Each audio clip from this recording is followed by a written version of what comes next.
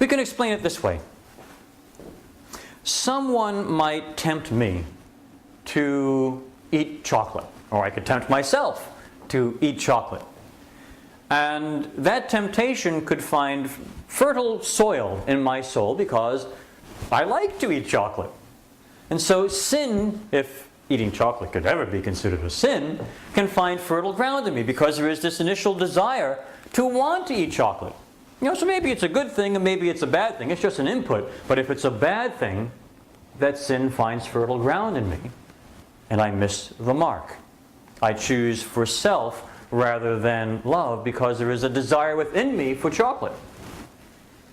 On the other hand, if someone comes along and tempts me to drink hot tar, chances are I'm probably not going to be particularly tempted to drink hot tar. I have absolutely no desire to drink hot tar.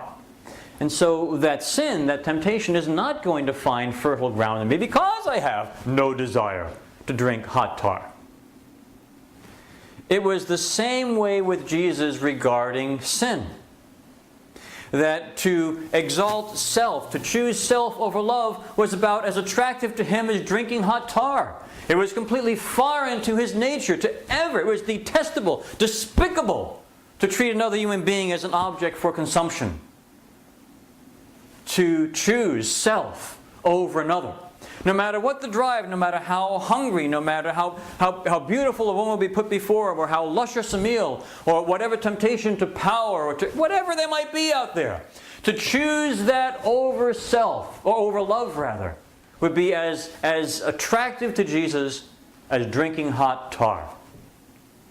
Now can we begin to see how the transformation of our nature from human to divine is really how we overcome sin, not this self-disciplined struggle against the sin. Because the final victory over sin comes when sin is as tempting to us as drinking hot tar, just like it was to Jesus.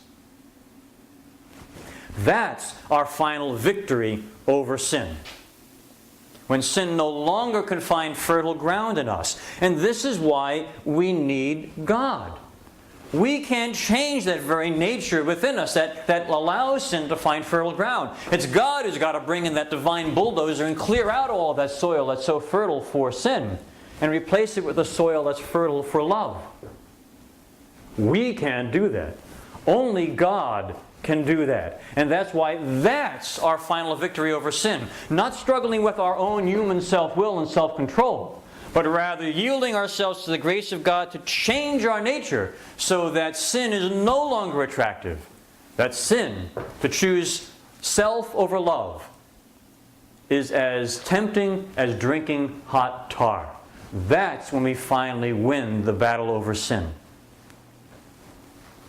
Now, I'm speaking about a very, very mature state of Christianity. That's the end of the Christian journey.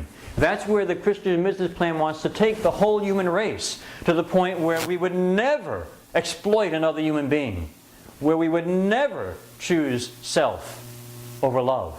Imagine a world like that. Would there ever be war, hatred, economic oppression, slavery?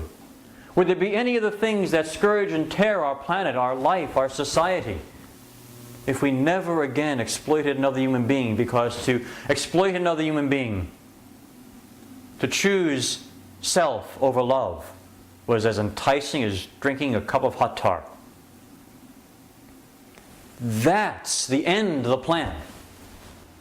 So, for most of our lives, we will be in this struggle with sin.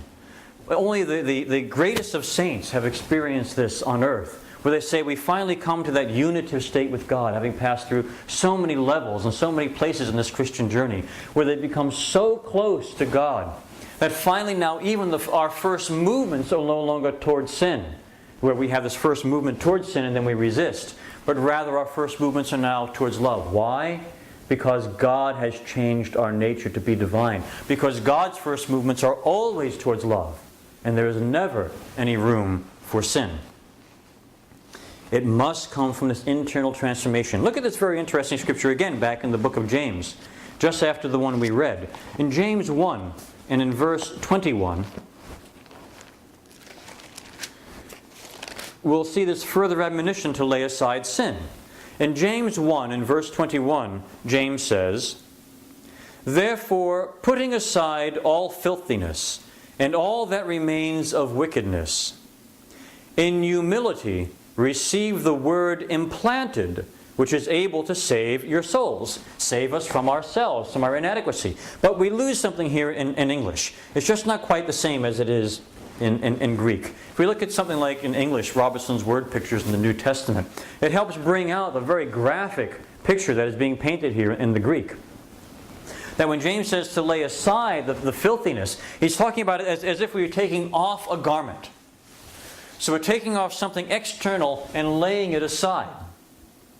But this is contrasted to when he says, then take on the implanted word, something that has to come from within. So the righteousness that finally overcomes our sin is not something, we don't take off evil and then put on good, something external to us. No, we take off evil. But the real transformation, the overcoming of evil so it never comes back, is by the implanted word, which comes from within. Just like yeast would change and leaven an entire dough.